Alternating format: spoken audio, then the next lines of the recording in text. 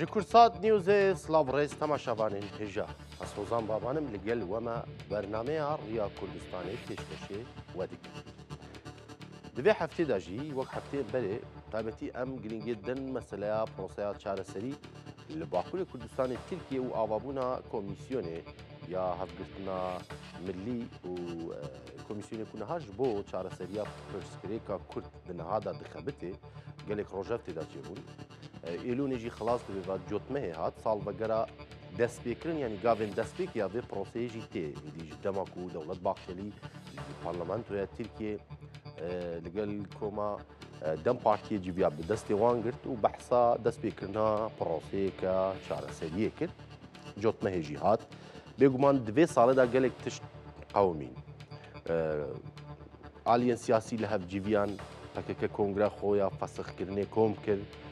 Hevdîtinên bi Birez Abdullah Öcalanê çêbû, bangewazî hate kirin, komîsyon hat ava kirin, hevdîtin çêbûn û herî dawî jî heya astekî ku gelek alî jî, gelek welatî jî, raya giştî jî rexnet dikin bêjin giran bi rê vede çê. Lê hinekan jî dibêjin li gor tempoya xwe bi rê vede çê ji ber pirsgirêkeke 100 salî ye û pêdivî bi lêhûrbûneke zêdetir heye. Pêvajo heya niha hat. Bi vî avayî jî meşiya. Astengî li pêşiya wî çi ne? Ber bi ku ve diçe pirsgirêk çi ne dê çawa bimeşe fikar û qayên li hember vê proseyê bi taybetî xebatên komîsyonê çi ne? Em wana di bernameyê xwe da zêdetir nîqaş dikin. Girîng e di vê bernameyê da zê agahiyek jî bi wera par bikim çavkaniyekî taybet ji Kursat Newsê ragihandiye ku Birêz Abdullah Öcalanê êdî bi awayeke eşkere behsa vê yekê dike ku êdî di vê rewşê wî ya li İmraliyê bête guhartin. Ku ev rewş êdî nikare divê di İmraliyê de bi vî rêbazî kar bike ji ber ku piştî bi taybetî parêzerên bi roya Esrînê dema serdanê wî kirin, rexneyê xwe ji qada siyasetê girtibû ku bi randxwediyê wan netewambar kirbû û rexne li wan kirbû. Bêguman paşê parêzer jî daxuyanî dan ku mebesta Abdullah Öcalanê ne dem partiye bi giştî qada siyasî ye. Lê tiştekî ku niha girîng e ev e ku êdî Öcalan bi xwe jî daxwaza vê yekê dike ku divê ji vê rewşê derkeve ji İmraliyê derkeve ji bo ku bikaribe kar bimeşîne. Ji xwe ve tiştekî nenûye her hem qendîlê PKK jî bi berdewamî hem aliyên Kurd bi berdewamî dibêje ji bo ku Birêz Abdullah Öcalan bikaribe proseyê bi awayeke tendurûst ser bixe û roleke girîng ya serekî bilîze divê ji vê rewşê rizgar bibe û ji İmraliyê derkeve bikaribe siyaset bi awayeke giştîtir bike. Ji bo nîqaşê zêdetir li ser vê babetê Birêz Namîq Kemal Dînç şovekar, nivîskar û şovekarê siyasî li Stenbolê li gel me ye. Kekê Namîq Slav spas ji bo vê derfetê bi giştî dixwazim hûn nirxandineke giştî bi dîtina we wa salek jî çê dibe li ser destpêkirina gavên proseya çareseriyê bi giştî hûn vê proseyê ta niha çawa dinirxînin bi awayeke giştî.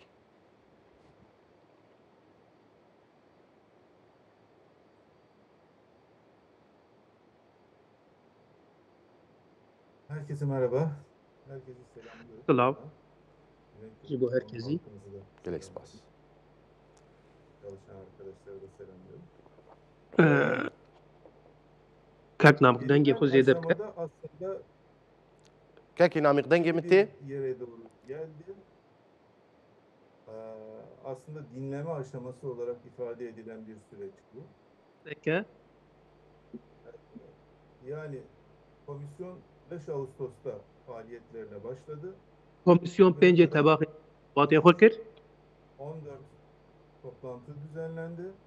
13-14 civîn heta Toplantılarda daha navbere. çok Divan civînan da zêdetir konunun uzmanlarının li gel aliyê tor qise kirin. bunlar çok önemli uzmanlardı ve önemli Bêguman ev hemû pisporên ciddî giranbiha bûn. örneğin geçmişte Vak mîna. meclis başkanlığı yapmış kişilerin Salên ber dinlenmesi kesên söz konusu oldu. rokê parlamentoya Tirkiye bûn Büyük hatin Millet guhdarî kirin. Meclisi'nde başkanlık yapmış bu kişilerin yaptıkları değerlendirmeler aslında Nirxandinê rokên parlamento bereyên Tirkiye Türkiye'de çok da alışık olmadığımız şeyleri söyleyebildiler. gelek yên şimdiye kadar yapılan haksızlıkları dile Rudanên getirdiler. girîng bûn çimkî heta tiştê ku nehatine gotin cara ew ji devê wan em dibihîzin. Aynı zamanda çözüme dair de önemli açıklamalar yaptılar. Di heman demê de li ser çareseriyê daxuyaniyên girîng belav kirin. Sadece eski meclis başkanları değil, Ne tenê çatışma çözümü konusundaki uzmanlar, pispor, sivil toplum kuruluşları, nûnerên daha saziyên önce sivîl civakî, çatışmada bir şekilde berê mağdur olmuş, etkilenmiş pevçûnên kesimlerin de temsilcileri katıldı. zirar dîtin ew jî amade bûn. Bu aslında komisyon faaliyetleri Türkiye Büyük Millet Meclisi'nin sürece dahil olması, siyaset Ara sınıfının sürece dahil olması anlamında oldukça kıymetli bir faaliyet. arastî xebatên komisyonê girîngin hêjan bi qîmetin çimkî li ser wê proseyê karîgeriya parlamentoyê bi awayeke zelal em dibînin ku geleke girîng e. بله باشە نەها gelek daxwaziya hevdîtina li gel Birêz Ebdullah Öcalanî heye. Tevî ku Fetî Yıldız jî di nav MHP'da di nav AKP'da gelek alî gotin ku hevdîtina komîsyonê li gel Ebdullah Öcalanê zarar nada hinêka gotin zarar nada pêvajoyê lê bi rastî tê dîtin ku wek mecbûriyetêkî ye. Çima ta niha ev civîn çê nebûne?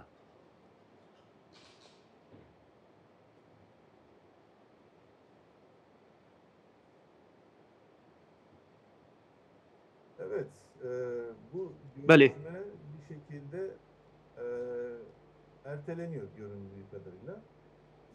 Wisa xwedeye ew dîtin tim tê talokirin paşxistin. Bilgilere göre bu Li gorî hafta zanyayê gerçekleşmesi gerekiyordu. Mecliste bir li gorî zanyayê komisyondan vê hefteya pêşiya me ew hevdîtin bihate kirin. birkaç üyenin Li çend endamên getirmesi komisyona planlanıyordu. dê biçûya îmraliyê plan dihat kirin. Plan Bu bû. haftada bu Lê beklenen görüşme gerçekleşmedi. belê ew hevdîtin pêk nat. Ev plan neçû serî. Çima be yani qasê zanyariye we hebe çima ev plan neçû serî? Evet. Yani burada temel unsur hükümetin Li vê de ağırdan alması olarak li vê derê ew aslında hikûmet hinekî mecliste komisyona katılan derengî tev digere. partiler de Divê partilerin büyük meclis kısmı da li İmralı'ya meclisê parlamentoyê görüşme partiyên yapılması siyasî bin bi konusunda îmraliyê fikirlerini beyan ettiler. Yani fikrên xwe li ser vê meseleyê bi işte kiribê Milliyetçi Hareket Partisi'nin bu yönlü açıklaması oldu. MHP, DEM Partisi'nin zaten daxuyaniyekî çağrısı var. partiya demê jê daxuya Yeni pîrengî Yol heye. ve Deva Partisi'nin açıklaması oldu. Deva Bu jî konuda daxuya bir. komisyona Yani katılıp dibê açıklama yapmayan iki tane kesên ku beşdarî komisyonê bûne û daxuya nedine du partiye. Cumhuriyet Halk Yek Partisi, partiya muhalefeta sereke CHP diğeri de ya duya iktidardaki ya Adalet ve duyemî Kalkınma jî Partisi. partiya Desthilat AK Parti. CHP ana muhalefet partisi risk almak istemediği için, biraz tepki çekeceği için CHP açıklandı. bertekên nabraya giştî ditirse Ama loma dolaylı olarak daxuya. Bitmenin İmralı'ya gidişin önünü de kesen bir tutum sahibi değil. Ew xudiyê helwesteke li ser çûna îmralî hê nîne CHP. Ancak iktidar partisi AKP Lêbelê AK Parti hiçbir açıklama yapmış değil. divê mijarê de tu daxuyaniyeke belav Aslında nekiriye. Arastî Orta Doğu'da hala devam eden süreçle bağlantılı olarak girêdayê Rûdanê li Rojhilatê hin tişt hene ez wî re têkildar dibînim. bu manada Cumhurbaşkanı Erdoğan'ın gelişinin beklenmesi söz konusu olabilir. Divê Amerika'da yapılan görüşmeler servekera Erdoğan bû ku ji Amerîkayê vegere. orada nasıl bir özellikle Rojava hakkında nasıl bir karar alındığı önümüzdeki لأمريكا يجيلو günlerde belli olur. لأمريكا اللي قال رايداران لسر روجاوي تشي حتى خافتن قوتو بيش كرن أو غرينجا Eğer orada politikada bir değişiklik, terslik olmazsa önümüzdeki dönem içerisinde bu görüşmenin gerçekleşmesi söz konusu olabilir. أجر الورجي هالوسطى هي ناتبة جو هراندن تي باين تي تشاوري كرن حفتة بيشيا ما هفديتينك بكرن Yani bu biraz da önümüzdeki günlerde belli olacak hükümetin tutumu. أبتشت روجين بيد زلال ترببة بله باشا نهال نامك بي بله گران بڕێڤەچوونا بەحسا گران بڕێڤەچوونا پرۆسەیە کرد بنێریناوە ئەف گران بڕێڤەچوونێ زرارên di demdirêj de yanî zirareke zêde nadete prosê û îhtimala provokasyon ya jî têkdana proseyê de aradanî ne binêrînawa?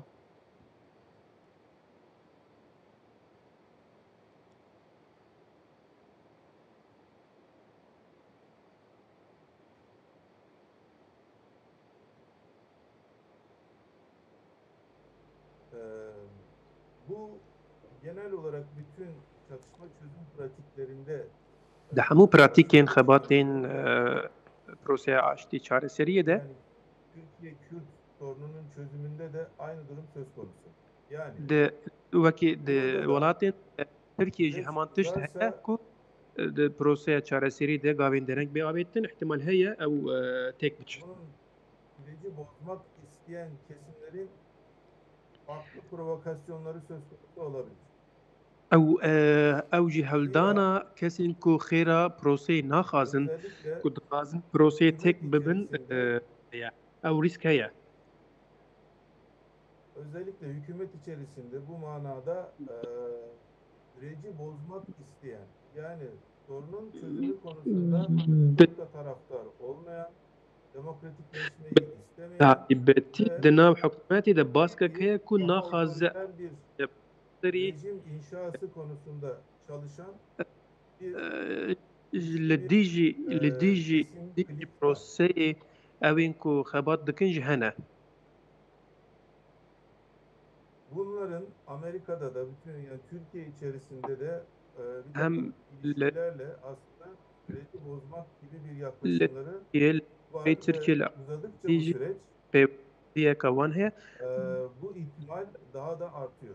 يعني Zira أجر أو yani بروسا ne تشقاز İmralı دريج ببا Bilic ne de احتمالات تكشونا ويجا Sayın وقز زيادتر Öcalan'a tanınacak umut hakkı konusunda ما في هيفية ciddi bir adım كو أجا atılmış بيناتي değil.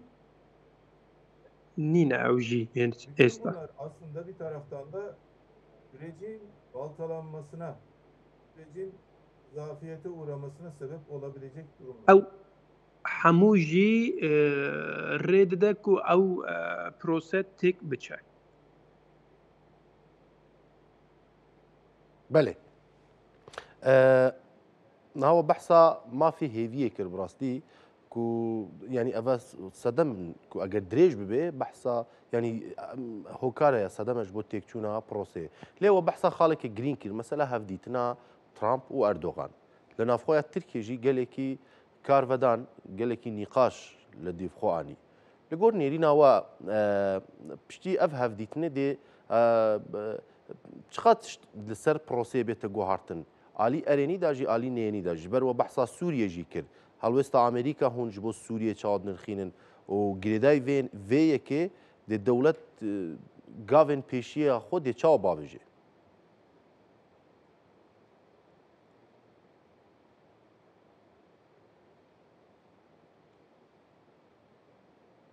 Yani basına yansıtılan çok fazla bir şey yok aslında. المديا السرية أكيد Dediğine تشتكي dair özellikle تركيا süreç ve Rojava'daki durum hakkında, Suriye'deki durum hakkında سوريا basına روجافا çok fazla bir şey sızdırmadı. زاد الآگاهی لدينا تبع Cumhurbaşkanı Erdoğan çok da Serokkom bu yönde Türkiye Erdoğan hiçbir açıklama yapmadı. Kendisine daxuyaniye bir nedal bir ser soru sormadı gazeteci. û rojnamevanên li gel wî jin Sanki qet özel pirsek olarak, nekiriye. özel olarak bir sessizlik var burada. Yani bêdengiyek taybet heye. Basına yansıyanlar ağırlıklı Evên olarak ticari li ilişkiler medyayê ve milav kirin nispeten alver zêdetir konuları. li ser peywendiyên dualiyên bazirganî ne. Yani nükleer anlaşması imzalandı. Peymana nükleerê hate imzakirin. Alınacağı sözleşme konuşuldu. Firokên Yine ku bên firotin ticari hatin axaftin yatırımlar, doğal ve gaz, petrol berhînên yatırımları bazirganî hat konuşuluyor. axaftin. Ama Lêbelê özellikle bu mevzu, taybet Kürt meselesi merkezi mevzu tartışma şeya konusu yapılmadı. hiç Bunu nasıl nehat yorumlamak lazım? gotê çıkır. بله باشه که که نامت نها Ya kendi باخشلی aralarında bir باخشلی بحثا وی که جد کرد kendi اسرائیل aralarında تخوازه bir anlaşma اسرائیل aramadılar. که دویم لباکو رشلات سوریه آواف یعنی او نافچین دبن دستی ریوبریا خسر و بتایبتی صدقه هسه دیده هون اف گوتنی باخشلی چاوا دبینن بتایبتی دوید دمه دا کو پروسه بردوامه و هفدیتنین اردوغان لگل ترامپی چه بویا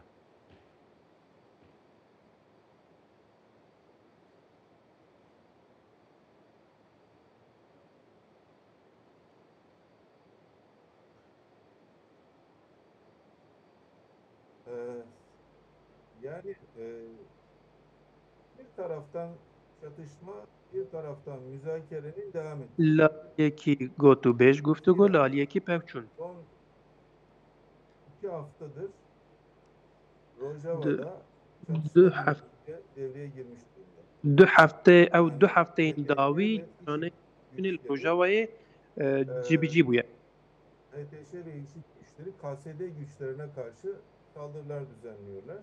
Êzên Ve bu hete manada çatışma tüm Daeş hızla söz êrişî konusu. hesetin û niha pevçûnek li Rojavayê heye. Bir süre daha görünen o ki Diyar e çatışma ve görüşme diyar diyalektiği devam edecek. demek ki hem laliyekî pevçûn dê hebin hem jî laliyekî got û bêj dê hebin. Ew her du bi hev vebe. Biraz da aslında Amerika'da tam e, Jî özellikle İsrail'le görüşme, Netanyahu ile görüşme gerçekleşmeden heta Orta ku Doğu'ya li dair kararların ne olacağı belli got değil. û hevdîtên nekirin Netanyahu-Trump görüşmesinden sonra tiştî hevdîtina biraz daha Trump û netleşecektir. ew hinek ew tişt Çünkü sistir bibe. İsrail, Ki İsrail burada nasıl bir tutum alacak? Gerek ya Gazze, girink helwesta gerekse İsrail'e ne olur?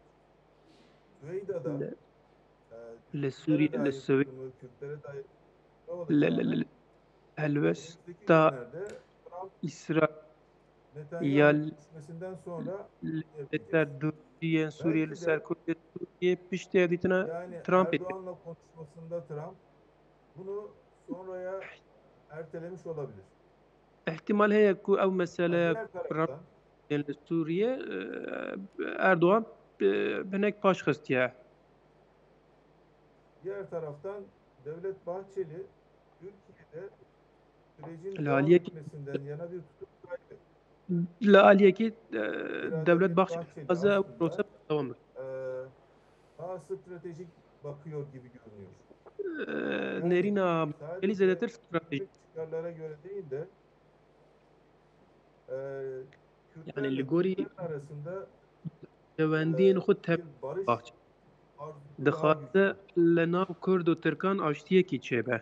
Ew daxwazeke wî ye. Ancak Li MHP li e, güç olarak %10 civarında bir gücü var ve dolayısıyla iktidarın kararları konusunda tek başına da etkileyici li bir güç değil. lê qasî Bu manada yani helwesta ku tê nîşandayîn hêza wî jî di nav desthilatê de ji sedî deh heye MHP. bu manada e, Recep Tayyip Erdoğan Cumhurbaşkanı'nın tutumu belirleyici olacaktır. Onun tutumunun Di vê ne olduğunu, meseleyê de ne olacağını helwest da Erdoğan dibe diyarker zêdetir. Dolayısıyla hani hem İmralı'ya gidiş eee, yani komisyonun İmralı'ya gitmesi hem de sürecin devamı açısından biraz daha önümüzdeki günlerdeki tutumu görmemiz gerekiyor.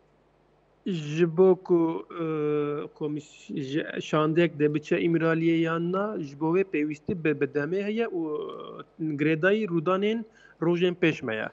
بله باشه اف رودانێک و بووم بەحسکەن بتایبەتی یەک ji خاڵێت سەرەکەژی مەسەلا کوردن لە ڕۆژاوای کوردستانی سەدەگەیە و ڕێبەبەریا خۆسەرە حیا ئاستێکی زێدە تورکیە بە بەردەوامی بەحساوەیەکێتکە و divê ڕێکەفنا dehê ئادارێ navbera ئەحمەد شەرا و مەزلوم عەبدی بێ جێبەجێکردن و divê بەحساوەیەکێتکەن divê هەسەدە çekê xwe daینێ û tevlê artêşa Sûriye bibe سەدەگەژی مەرجên xwe diyar kiriye ji bo ku di Sûriye nû da dê çawa tevlî bibe.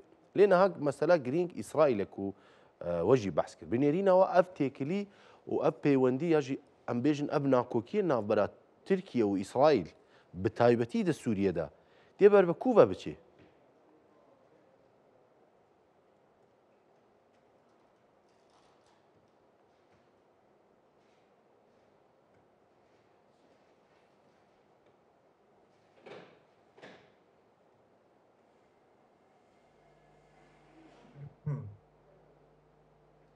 Yani sürece dair burada KSD'nin tutumu, Kürtlerin tutumu Helwesta Kurd aslında qesede talepleri, beklentileri belli. daxwazên wan ben de warî wan diyar e. Ademi merkeziyetçilikten geri adım atmak istemiyorlar. Yani Yani aslında Kurdên Rojava Kürtler dixwazin ne rêveberiyek ne navend be bila li Sûriye. elde ettikleri kazanımları Yani ew arzusu var. destkeftiyên ku 14 salan da ketiye destê wan naxwazin ji dest biçin. Tüm mücadeleleri de bunun üzerine. Mû têkoşîna wan hewlên wan xebatên wan her Ahmet destkeftiyê El-Şara wan yönetiminin Kürtlerin Le- haklarını vereceğiz Şara- derken bunları somut Dibêje herhangi bir şeye dönüştürmemek. mafê Yani, Kurd li Sûriye bidin. yani somut bir forma kavuşturmaması. Lebelê Özellikle pratikê de ademi tiştekî nîne. merkeziyetçilik ya da kendini yönetme hakkından uzak tutması kabul edilebilir bir şey değil Kürtler tarafından. Ya ew Dolayısıyla Kurd êdî dixwazin çatışma xwe bi xwe tam bu noktada bibin halen devam ediyor. li tîjî vê rêveberiyeke dil nakin, naxwazin. Burada بله batılı devletlerin Li vê Amerika'da derê dahil olmak üzere Rojavayê tutum Amerîkayê içerisinde de olduğunun altını çizmek lazım. helwesteke nav helwesteke çawa dabin. Zira gerek gelişmiş Batı ülkelerinde gerek Amerika'da federasyon temel yönetim tarzı. Li welatên Ewropayê li Avrupa'da, Amerîkayê Amerika'da federasyon federal uygulanılabiliyor da rêveberiyê ji rêzê normal e mafekere ye. Kürdistan'da bu Li hayata Sûr geçirilmesin. Niye buna karşı çıkıyorlar? li Kurdistanê baş şu Rojava çağrısında bulunuyorlar. banga jî kirin. Kendileri için Bəli. istedikleri demokrasiyi Orta Ji Doğu demok- için Suriye Ji bo xwe dixwazin kabul çima edilebilir bir şey değil. ji bo welatên Rojava Rojava halkının da wî talebi ev tiştayê qabul kirin. kendisini Bəli. yönetmek ve dolayısıyla bu federatif özerk Ve ya da bir ademi merkeziyetçi federatif- içerisinde bunu hayata Federasyon geçirmektir. ya baştirek Orta ku Doğu'ya rojilata verilen navîn jî misyon, bicî Orta Doğu'ya tanınan li vê derê mîsyon rojilata navîn têne otoriter nasî düzenler oluyor. ew rêveberiyên tere dîktaya بله 1945'ten itibaren piştî salên 1945 yönetildi. Irak, tim ji Suriye, alî dîktatörî ve bütün hatiye buralarda vebirin rojilata ya da navîn diğer Irak, devletlerin Suriye, birçoğunda welatên gelek welatên diktatörlükler Arab vardı ve onları ses çıkarmadılar. Şimdi demokratik Bəli. bir ses Niha- Orta Doğu'nun bağrından yükseliyor, Rojava'da yükseliyor. niha li rojavayê li welatên rojilata verast Bir tasarıma dengên dönüşmesini demokratîk li nav gel zêdetir belav dibe divê ew deng demokratik bîtin değerleriyle gelişmek anlamına gelir. Bu- باش Kaldı ki بله Ahmet El Şara'nın Birleşmiş Ahmet Milletler'de ترى لنا تويك بوي Birleşmiş Milletler'de ağırlanması ve Amerika وخاندنا بلي tarafından adeta بي konuk konuğu olarak لي أمريكا ağırlanmış وك olması هاتي وخاندنا ikiyüzlülüğün وك ve نشانة Orta Doğu'da بروتية dayatılan antidemokratizmin başka bir ifadesidir. نيا أنتي ديمقراطية كل الرجلات نابين تفرس كان بله باشە gelek سپاس بەڕێکنامی بەڕێز نامیق کەماڵ دینچ نویسکار و شۆڤەکاری سیاسی لە ستەمبولێ لەگەلمە بووی gelek سپاس بله وەکی کومە لەگەل میێوانی خۆشی ئاماژە پێکێت نەها ئەمی عالیان بەحسا vêkêtکەن ku erê prosek giran bi rêve diçê yanî mêvanê me jî amaje pêkir biryar bû vê heftê hevdîtinê li gel îmralî bihata kirin lê talok kirine jî paş xistine sedema wê jî tam baş nezanî lê xuya di nav komîsyonê de bi taybetî endamên Partiya Geliya Komarî CHP deng nadin li ser vêyekê ku divê komîsyon hemî biçin li gel îmralî li gel Ebdullah Öcalanê bicivin. Wek di destpêka bernamê de jî me amaje pê kir zanyaryekî girîng e ku birêz Ebdullah Öcalan ji bo cara yekê ye ku dibêje divê ez li vir derkevim ji bo ku ez bikarim rolê xwe bilîzim divê ji vir derkevim û yanî behsa vêkê jî kirbû ku rola sereke avakira vê prosêye ew bi xwe bi rêz Öcalan yanî ji ber ku ew bi xwe bûye sedema vêyekê ku ev prosa bête avakirin divê di qada siyasî da bête azadkirin ji bo ku bikaribe bi awayeke azad siyaset bike û pêvajo birêve bibe.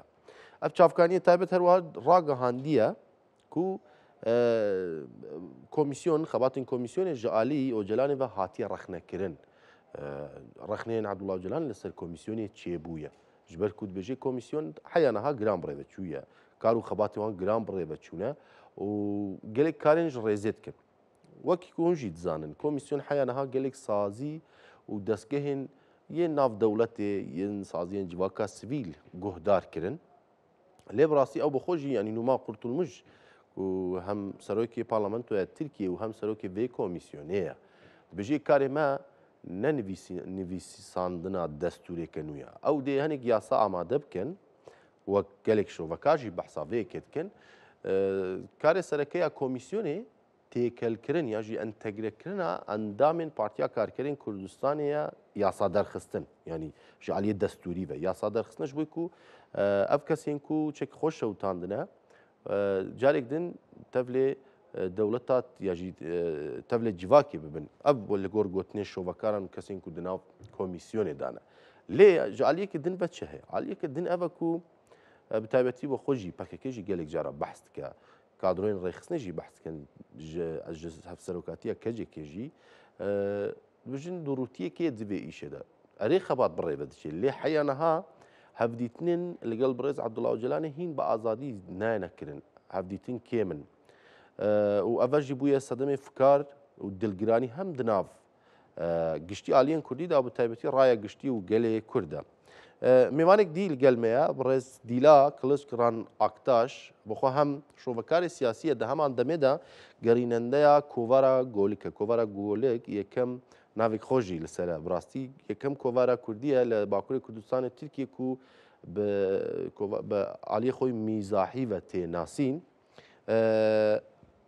Dîla xanim silav rêz ji bo te spas ji bo wê derfetê.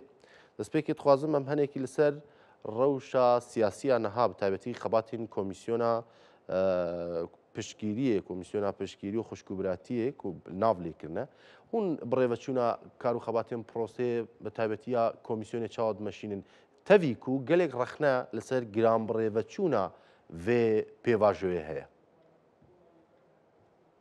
Silav res êvar baş ji we re. Bi rastî Tirkiyeyê pêvajiyekê dîrokî nihan têda dijîn.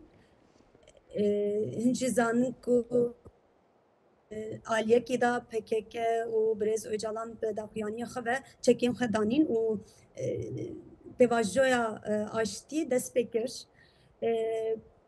Hêviyên me hêviya gelê Kurd li Kurdistanê da gelekî mezin e. Lê heman demê rîsk û neraweyê wîn jî zêde ne. ji ber ku komîsyon rast e xebatekî gelekî giring dike û ez zanim ki hevdetîna wan jî gelek giran e. Li mixabin hêj encamekî net û zelal nehatiye yan ji daxuyaniyekî agahdariyekî nedanîne ber gel nedanîne ber gelê Kurdan. Ji ber vê yekê baweriya gelê Kurd jî û hêviyê gelê Kurd jî car caran jî dişkê. Em jî zanin ku aliyekî da devlet û aliyekî da hevserokê serokê MHP Devlet Bahçeli jî li wî pewajoyê dişopîne. Em jî zanin ku devlet bi zanabûn wî komîsyona wan xebatên komîsyonê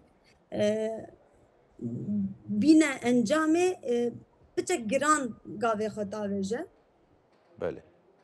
Baş e Ev Dîla xanim niha Dewlet Baxçelî di daxuyaniyên xwe da gelek caran hinek helwestên nerim nîşan dida.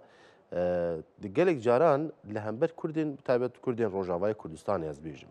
Niha nêrîna we di ser daxuyaniya rîdawiya Dewlet Baxçelî ji bo meseleyê Kurdên Rojavayê Kurdistanê ku dibêje İsraîl dixwaza li Bakur Rojhilatê Sûriye İsraîleke nû ava bike.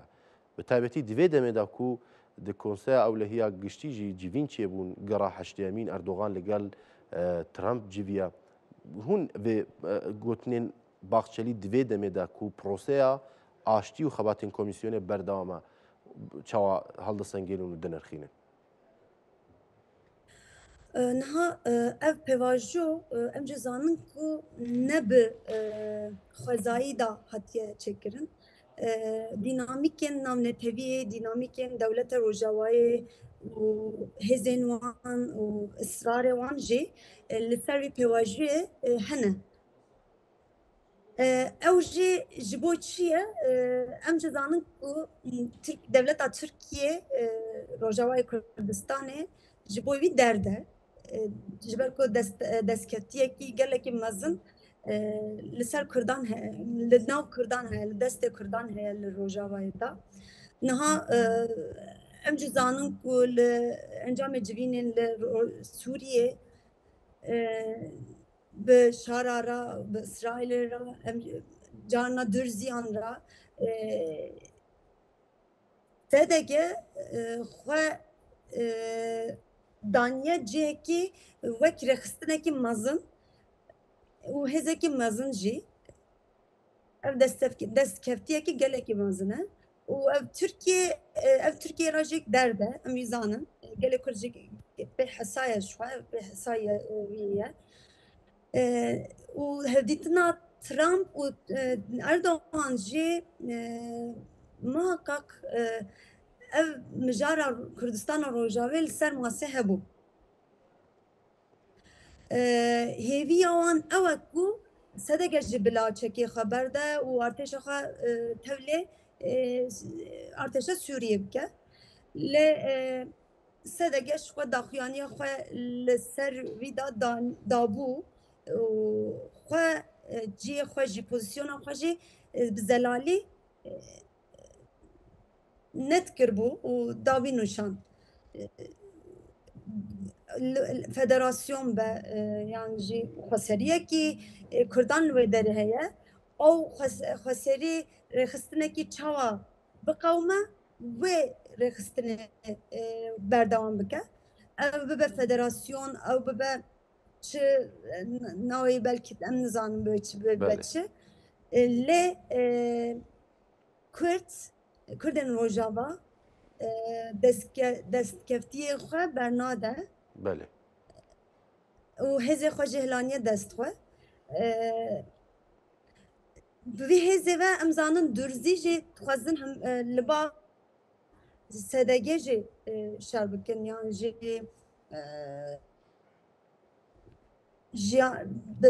jiyana xwe bi rêxistinên wan jî bi hev ra jî bidomînin. Daxuyaniya xwe jî bi wê avayê dabû ji xwe. Ciyekî mayîn da İsraîl jî heye. O hêz İsrail jî hem Türkiye her gav dibêje wek dînamîtekî ji bo hebûna Tirkan e hebûna İsrail li Sûriyê. باشە ji ber بنێرین vê هەتا yekê دیلا خانم ئەv تێکەلی و پەیوەندیە ناوبەرە ئیسرائیل و تورکیە ji ber dem xuyaya qaş û eger di rûj de şeklîş de ji bê lê hinek pirsgirêk û nakokiyê wan çê dibe hinek gefa li hevdû dikin tevî ku gelek cara İsraîlê hinek binkeyên Tirkiye li Sûriyê jî bordûman kiriye. Binêrîna wa ev têkilî dê ber bi ku ve biçê gengeşe dê berdewam bin yan hinek xal siyasî ne di dema pêş dê werin çareserkirin li ser meselên berjewendiyan. Berjemendiyê İsraîlê ji xwe her tim li siyaseta wan da yan jî îdeolojiya wan da xuyayî ye. Niha ji bo Kurdan em ê her tim bifikirin yan jê rêxistina Kurdan sedege li wê derê pozisyona xwe feydeyê li Kurdan wê bigire. Li İsraîl îro ji bo Tirkan wek dînamîtekî xuya dike û her gavan Erdogan ji bo wî daxuyanî jî dide û carna nêrînên xwe jî wek pêşesaziya parastina xwe hêviyê xwe baweriya xwe jê ra jî tîne û wek şerê amade dide nîşan lêbelê hûn jî zanin siyaseta NATO siyaseta devletên NATOyê wisa wek kêrê zû nayê birîn. Belê. Belkî dem belkî hinek qewmên wek şeranî dest pê bike ew çax İsraîl û Tirkiye wê bibin enîn şer bi hevdûra. Belê. Başa Dîla xanım ji meseleyê Tirkiye û Sûriye vêdatir hinek dixwazim behsa kovara golek ji me re bike ji ber demê me kin e. Niha rewşa herî dawiya kovarê çawa ji ber ku çend hejmarێkî zêde jê hat çapkirin demekî sekinî pirsgirêkên sponser abûrî hebû. Ez dixwazim ji we bibîsim. Rewşa herî dawiya kovara golek çawa ye? Belê kovara golek hin jî zanin çi te jî anî ziman kovara mîzahiya û gere herî mezin li Tirkiye da wî xebatê dike niha. Belê. Giranbihaya wî ev e ku xêzên wî tev li girtîgehan da tê ji me re. Belê. Ew xêz ne bi dijîtalê tê çêkirin. Tu hîn zanin bi teknolojiyê ve niha xêzên gelekî baş tê çêkirin lê girtîgehên da delpetên teknolojîk tune, dijîtalê tune ji ber wê yekê hemû xêz bi destê xwe çê dikin û ji me re dişênin. Em wan xêzan yek bi yek transfera dijîtalê dikin û kovarê diweşînin, çap dikin. Giranbihaya wê ji xwe ew e. Belê. Bila gelek Kurd jî em her derê jî em dixwazin wê bînin ziman. Yani em dibin dengê girtîgehan, em dibin saziyên Kurdan jî ji wan re jî dengê xwe dişînin. Gelekî xebatekî gelekî pîroz tê kirin û hejmarê jî ya herî zêde niha kovara Tirkiye da kovara golek e. Belê. Xezkarên me ji xwe gelekî xeletê wîn hene li UNESCOyê da, li zanîngehê Malpepeyê da, li Apê Musa, xelatên Apê Musa da gelek xeletên xêzên hene li nav kovarê da. Ew jî de nîşanê me ku ev xêz, ev xebat, ev çand gelekî pîroz e. Belê. Başa gelek spas. Belê. Kerem ke pir bi Kurtî. çapa me du hejmar weşandiye بله niha pirskirikên girtiye hevalen sürgünkin tekiliye me wan ra qut dibe بله ji ber wî yekê hejmar biçek derengî tê weşandin û aliye aboriyê da jê pirskirikên me hene وای aliye belavkirinê da jê pirskirikên me hene ve saziyên belavkirinê Tirkiye ya fermî kovara me kabul nekir me em hemû şert û mercên wî jî me anî rê بله lê mixabin ji ber ku kovara golik zimanê Kurdî tê veşandin qebûl nekir û em bi delfetên xwe kovarê belav dikin. بله باشه gelek spas hevala dîla Kılıçkıran Aktaş gerînendeya kovara golik şovekarê siyasî Kurtsat saziyeke di heman demê da toreke mîdyayî ya çandiyê jî hevala dîla dema hûn hatin Silêmaniyê hêvîdarim ku yanî xebat kar û berhemê xwe hûn bên Silêmaniyê jî em ê hewl bidin wergêrê soraniyê bikin ji bo gelê me li Başûrê Kurdistanê jî bibîne gelek spas ji bo we Em jî spas dikin şev baş. her bir serkef بله تماشاوانên hêja em bi wî awayî jî hatin dawiya bernameya xwe vê xeleka Rûya Kurdistanê hefteyek dî heman demê li gel me bin mijarekî girîng di dest me da dibe û em ê şovê zêdetir li ser bikin heya hefteyê dîtir şad bextewar azad bijîn